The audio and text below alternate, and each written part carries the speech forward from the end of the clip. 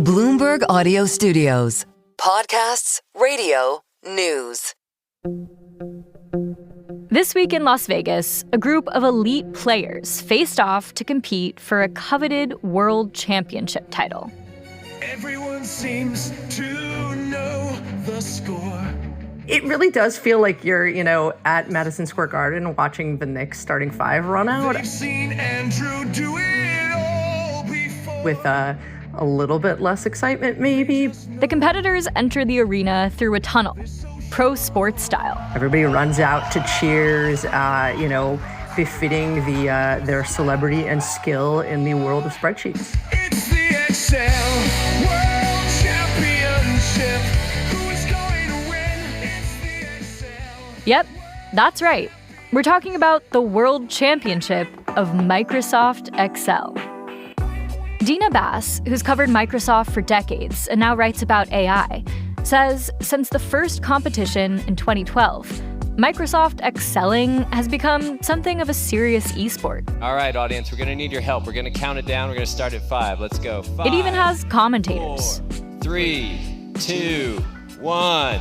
Have you ever seen, video game speedrunning where people try to finish, a Mario game as quickly as possible? That also has that, play-by-play commentary, because otherwise, normal people wouldn't understand what's going on. They sort of give them something to solve, and you're watching it, but it moves so quickly, you kind of don't know what you're watching. The right side of the screen as well, if you're wondering what's flashing on the right side there. Those are his keys and his shortcuts. So obviously at this level... What you're watching these pro spreadsheeters do isn't too different from what millions of office workers around the country do every day. Sit at a computer and put numbers into cells. The genesis of this competition was financial modeling.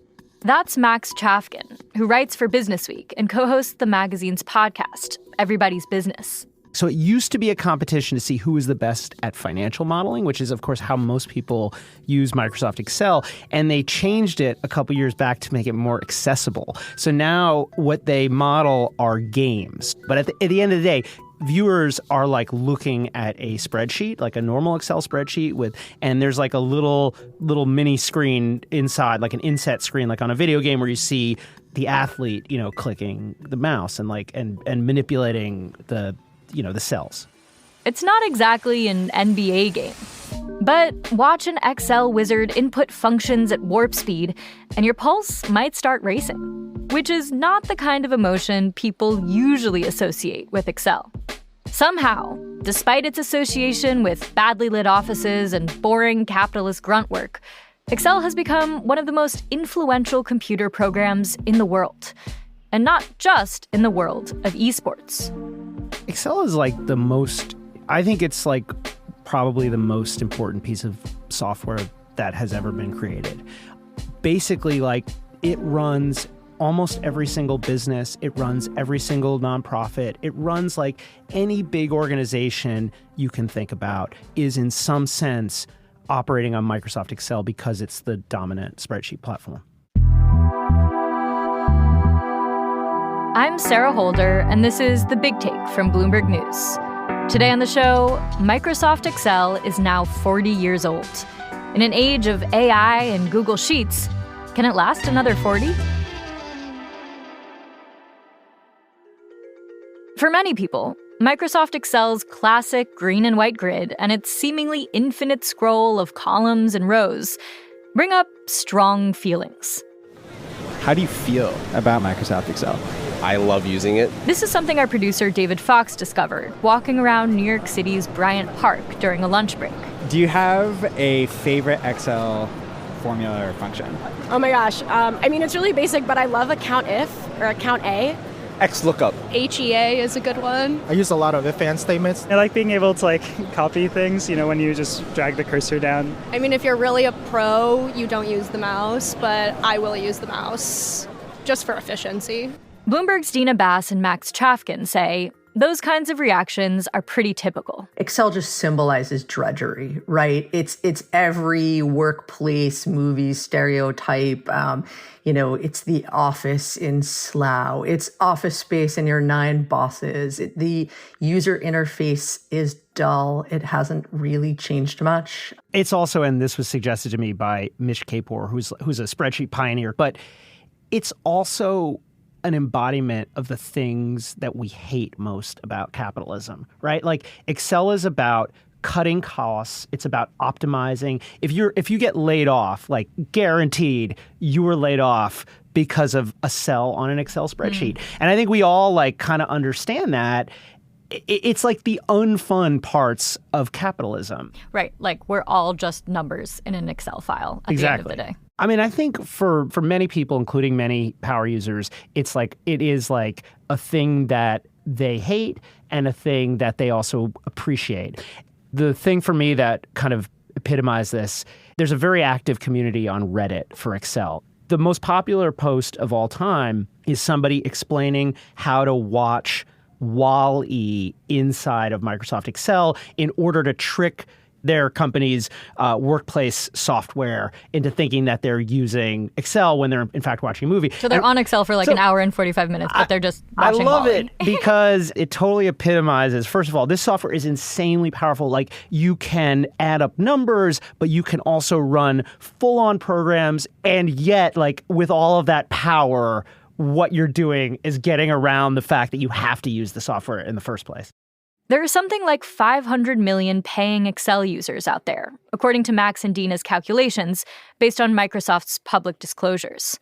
Those users range from Excel social media influencers to employees at the U.S. Department of War, finance guys, college students, and people like Steve Ballmer. Most people think it's pretty weird. I keep a spreadsheet of how I spend my hours. When we interviewed Steve Ballmer, he was like, oh yeah, I mean, like I'm not really an Excel guy. And then he showed us all these all these insane ways that he was using it.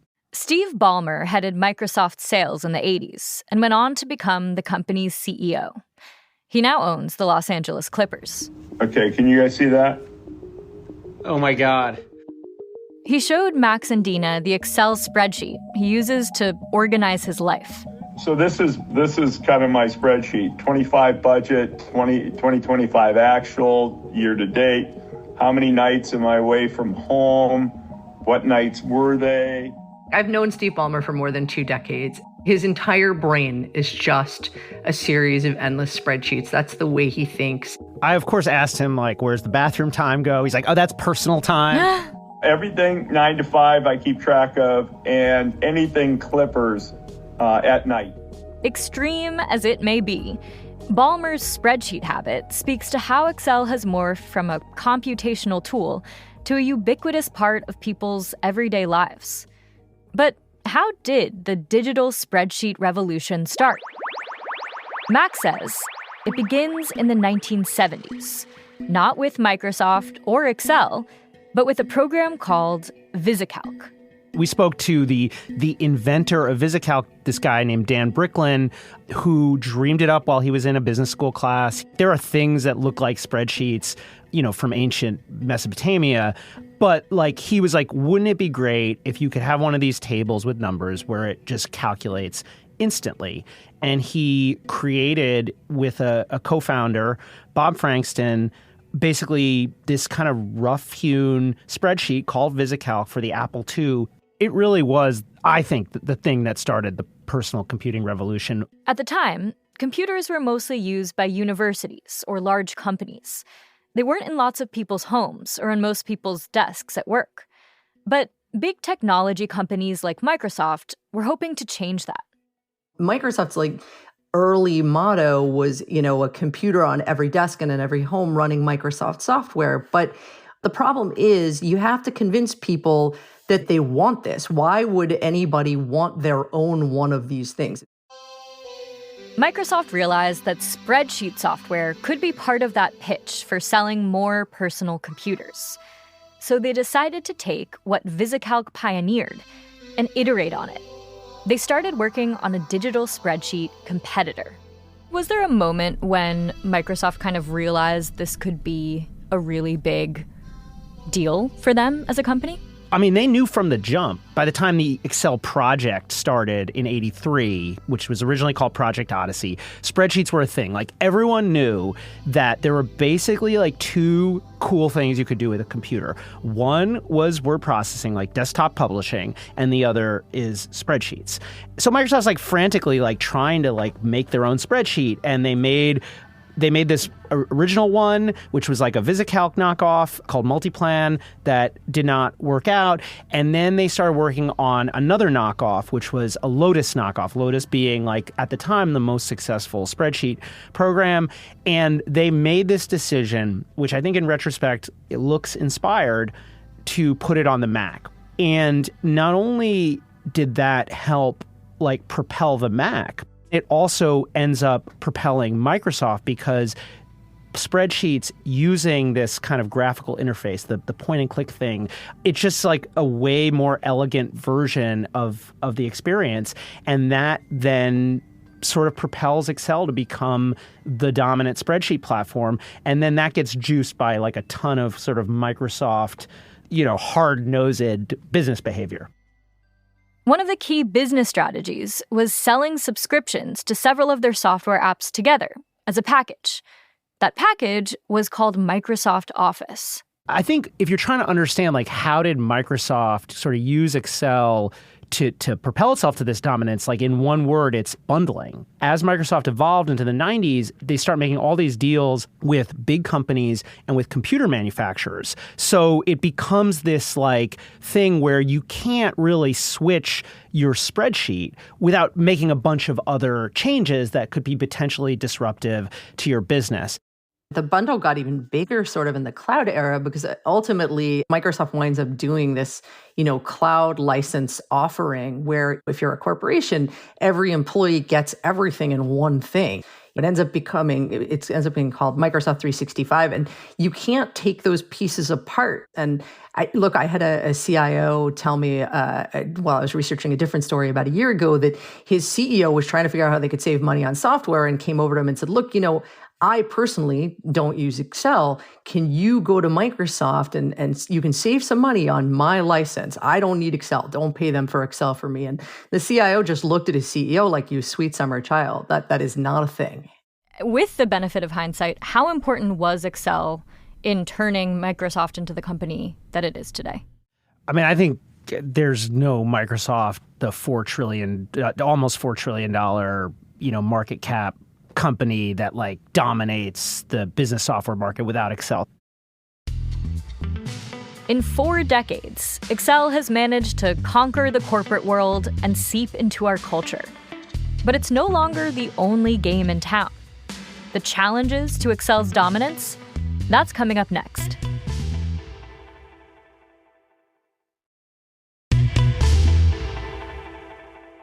When Microsoft Excel was first released in 1985, it built on the work of early digital spreadsheet programs like VisiCalc and Lotus. And pretty much since then, Excel has been synonymous with spreadsheets. But Bloomberg's Dina says that hasn't stopped other companies from trying to compete with it.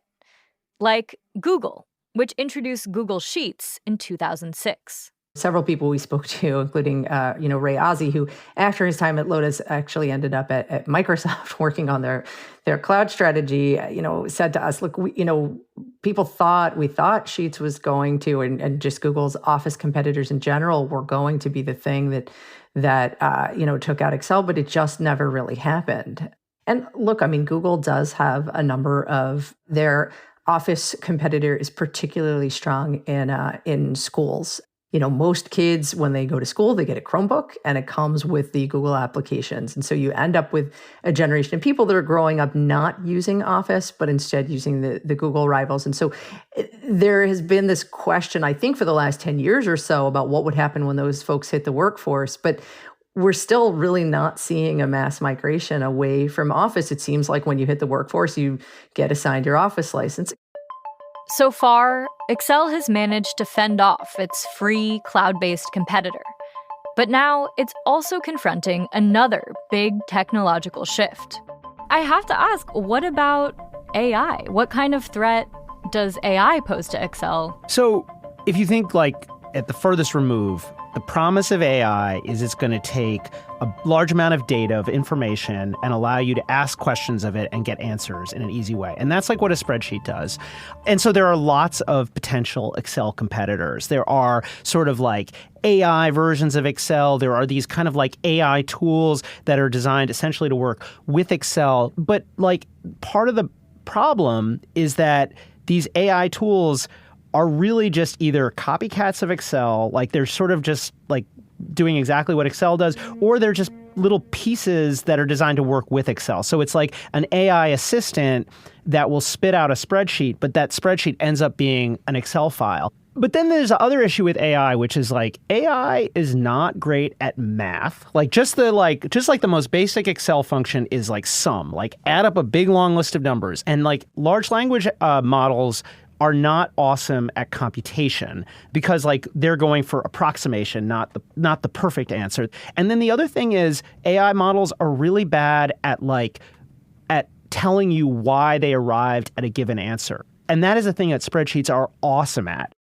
And Dina says that even some of the AI products that are aiming to replace Excel still rely on spreadsheets to manage their data. What people are trying to do is not reinvent the underlying spreadsheet layer.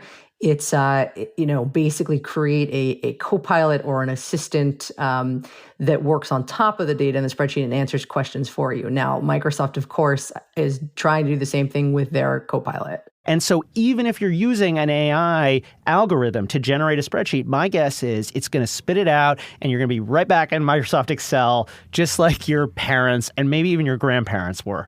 Max says there might be something deeper at play here, something intangible that's kept people coming back to Excel year after year. Maybe there is something fundamental to a spreadsheet that like we wouldn't actually want to process data in another way, that like really this is just like a table of numbers. Like I said, people have been using tables of numbers for a very long time. Yeah, if it was good enough for Mesopotamia. It's like it's how Steve Ballmer's brain works. Maybe it's how all of our brains work in some sense. And like the prospect of trying to reinvent that, it doesn't make that much sense, which is why, like Dina said, like Microsoft's strategy is not to make an AI version of Excel. It's just to have like an assistant inside of Excel that, and this is, borrowing the language that Microsoft executives use when they talk about it, but it's basically like they want to make you as good as the world champion. 4, 3, 2, 1, and we're done. Right. Wow.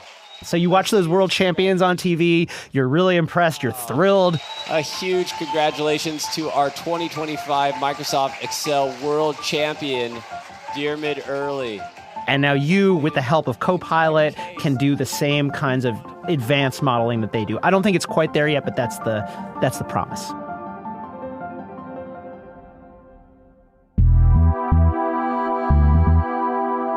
This is The Big Take from Bloomberg News. I'm Sarah Holder. To get more from The Big Take and unlimited access to all of Bloomberg.com, subscribe today at Bloomberg.com/podcast offer. Thanks for listening. We'll be back tomorrow.